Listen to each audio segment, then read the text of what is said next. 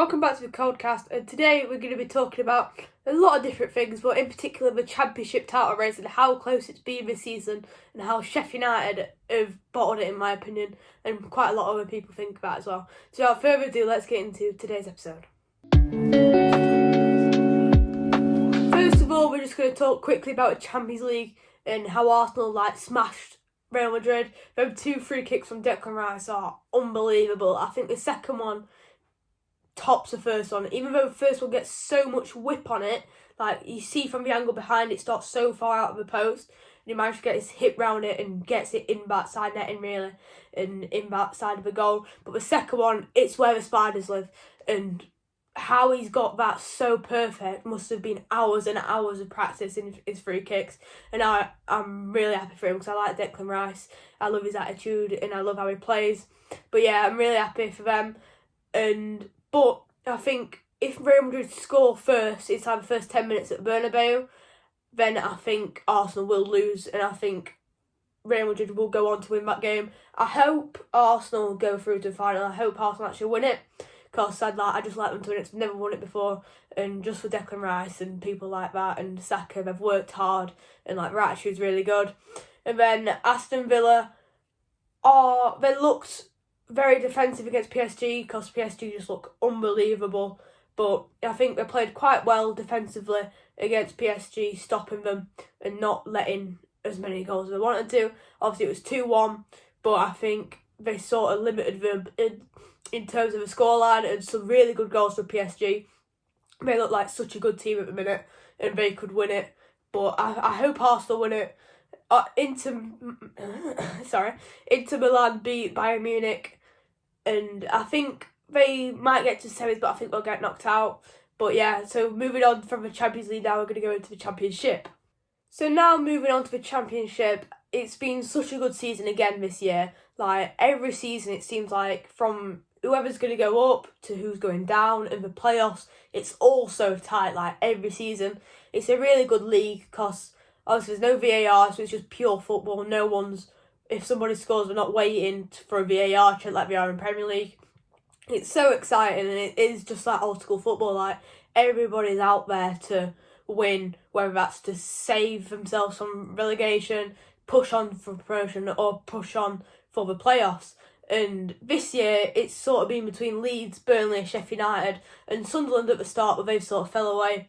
But this past month, I'd say, they've been swapping whoever's at the top. It looked like Leeds bottled it a couple of weeks ago, but now them and Burnley are joint top, but Leeds are first on goal difference. They've got a lot better goal difference than Burnley.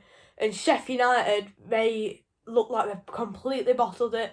And so, just to read out the points now, Leeds are on 88, Burnley are on 88. The goal difference, Leeds are on 53, Burnley are on 44, and Sheffield United are now on 83 points. And I just don't see them coming back from that, because, I mean, Sheffield United is such a big gap to overcome, and it's just like, there's only, 4 games left, and they're not going to overcome a 5-point difference. They've lost the 3 games on the trot now, and I think I'd like Sheffield United to go up, because obviously from near Sheffield, I'd like to go and see a few games next year if they're in the Premier League, but I just don't think they will. And if they're in the playoffs, I think Sunderland will go up instead of Sheffield United in the playoffs. I know it's a bold shout, but I just don't think that Sheffield United will.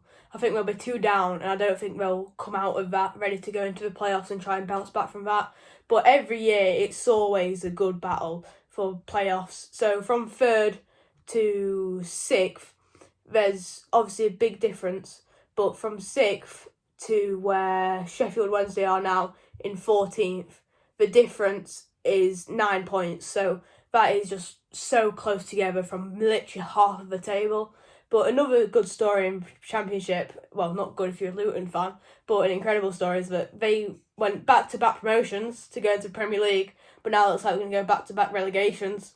But still, they're only 3 points off Derby, who are in 21st. But I think even if they win, they've got a much worse goal difference, so they probably won't get out of relegation. And it's sad for Luton, because I liked them over the Premier League last season, but just haven't got the quality to stay up in the Championship. Now moving on to the top of the Premier League, Liverpool look to try and seal the title this weekend. And also for Liverpool, good news is that Mohamed Salah has signed a new contract, and it looks like Virgil van Dijk is going to stay. And apparently he has signed a new contract with Liverpool. And I think to keep 2 of the 3, obviously Trent's looks like he's going to go to Real Madrid. And that's a good move for Trent. I hope he does well there, because obviously it suits his playing style. And he's already won everything in England, so don't blame him for going over there while he's still young. But I think as soon as Salah signed his new contract, I sort of knew Van Dijk were going to stay, because them two look like they are really close. And for Liverpool, that's massive, because Van Dijk is one of the best defenders in the Prem, and who has been in the Prem as well, of all time. And Salah obviously is still smashing it. Looks like he's not going to slow down, and he's kept himself in such good shape he can continue to smash goals in, season out. But yeah, that's it for today. Hope you guys have enjoyed this episode. Don't forget to like, subscribe, and as always, I'll see you in the next one.